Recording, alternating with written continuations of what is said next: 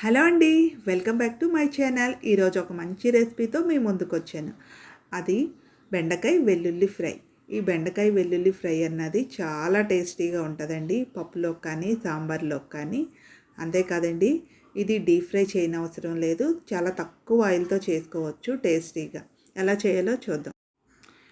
ఇక్కడ నేను 250 గ్రామ్స్ బెండకాయలు అన్నది తీసుకున్నాను. నీట్గా వాష్ చేసుకొని ఒకసారి తుడుచుకొని ఒక క్లాత్తో ఇలా ముక్కలుగా కట్ చేసుకొని ఒక హాఫ్ అన్ అవర్ ఆరబెట్టుకోవాలి. స్టవ్ పై ఒక బాండి పెట్టి దాంట్లో ఒక గరిటెడు ఆయిల్ వేసుకోవాలి. ఆయిల్ కొద్దిగా హీట్ అయిన తర్వాత ముందుగా పల్లీలు అన్నది ఫ్రై చేసుకోవాలి. పల్లీలు ఎప్పుడైనా సరే హై ఫ్లేమ్లో ఫ్రై చేసుకోకూడదు, మీడియం ఫ్లేమ్లో ఫ్రై చేసుకోవాలి. అలా మీడియం ఫ్లేమ్లో ఫ్రై చేసుకోవటం వల్ల పల్లీలు లోపల వరకు చక్కగా ఫ్రై అవుతాయి. ఇలా ఫ్రై చేసుకున్న ఈ పల్లీలన్నీ కూడా ఒక ప్లేట్లోకి తీసుకొని పక్కన పెట్టుకోవాలి. ఇప్పుడు అదే ప్యాన్లో కొద్దిగా పోపు దినుసులు వేసుకొని కొద్దిగా వేయించుకోవాలి. కొద్దిగా ఫ్రై అయిన తర్వాత అందులో కరివేపాకు, ఉల్లిపాయ తరిగి ఒక మీడియం సైజు ఉల్లిపాయ వేసి కొద్దిగా ఫ్రై చేసుకోవాలి. ఉల్లిపాయ అన్నది దీంట్లో బాగా ఫ్రై అవ్వాల్సిన అవసరం లేదు, ఎందుకంటే బెండకాయలు వేసినప్పుడు బెండకాయతో పాటు ఫ్రై అవుతుంది కాబట్టి కొద్దిగా ఫ్రై అయితే చాలు. ఉల్లిపాయ అన్నది ఫ్రై అయిపోయింది. ఈ విధంగా ఫ్రై అయితే చాలు.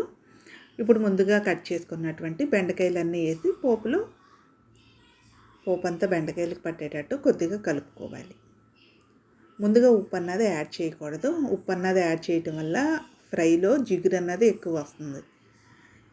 ఇదండి, ఒకసారి కలుపుకొని ఒక 10 నిమిషాల పాటు మీడియం ఫ్లేమ్లో వదిలేయాలి.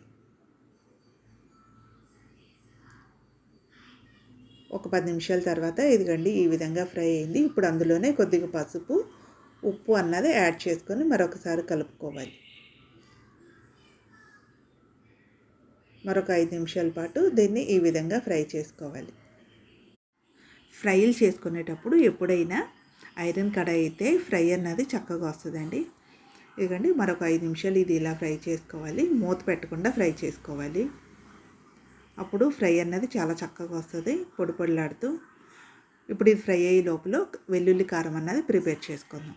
దానికోసం ఒక 10 వెల్లుల్లి రెబ్బలు, 1 స్పూన్ కారం అన్నది వేసుకొని కొద్దిగా గ్రైండ్ చేసుకోవాలి. ఇదిగోండి బెండకాయ అన్నది బాగా ఫ్రై అయిపోయింది. ఫ్రైలకి ఎప్పుడైనా సరే అండి ఐరన్ కళాయి ఉంటే చాలా బాగుంటుంది. ఫ్రై అన్నది చాలా చక్కగా వస్తుంది పొడి పొడిలాడుతూ. మనం చేసుకున్నటువంటి వెల్లుల్లి కారం కూడా వేసి ముక్కలంతటికి కలిసేటట్లు బాగా కలుపుకోవాలి. వెల్లుల్లి కారం వేసిన తర్వాత ఎక్కువసేపు ఫ్రై అవ్వాల్సిన పని లేదండి. ఈ వెల్లుల్లి ఫ్లేవర్ అన్నది బెండకాయ ముక్కలంతటికి పట్టి చాలా టేస్ట్ వస్తుందండి. అసలు కారం వేయగానే ముందుగా ఫ్రై చేసుకున్నటువంటి పల్లీలు కూడా వేసుకొని అందులోనే 1 స్పూన్ ధనియాల పొడి కూడా వేసి కలుపుకోవాలి. కొద్దిగా కలుపుకొని ఒక నిమిషం పాటు అలా ఫ్రై చేసుకొని స్టవ్ ఆపేసుకోవటమేనండి. అంతేనండి, ఎంతో టేస్టీగా ఉండే బెండకాయ వెల్లుల్లి ఫ్రై. ఈ ఫ్రై డైరెక్ట్గా అయినా తీసుకోవచ్చు రైస్లో, లేకపోతే పప్పుచారులో కానీ, లేకపోతే సాంబార్లో కానీ, పప్పులో కానీ దేంట్లోనైనా కాంబినేషన్గా తీసుకోవచ్చు. ఓ సర్వింగ్ బౌల్లోకి తీసుకొని సర్వ్ చేసుకోవటమేనండి.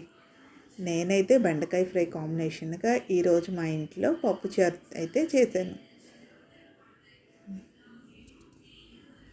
పిల్లలైతే ఒక్క మెతుకు కూడా మిగిల్చకుండా తినేస్తారు. నచ్చితే లైక్ చేయండి. నా ఛానల్ ఫస్ట్ టైం చూస్తున్నట్లయితే సబ్స్క్రైబ్ చేసుకోండి. Thank you for watching.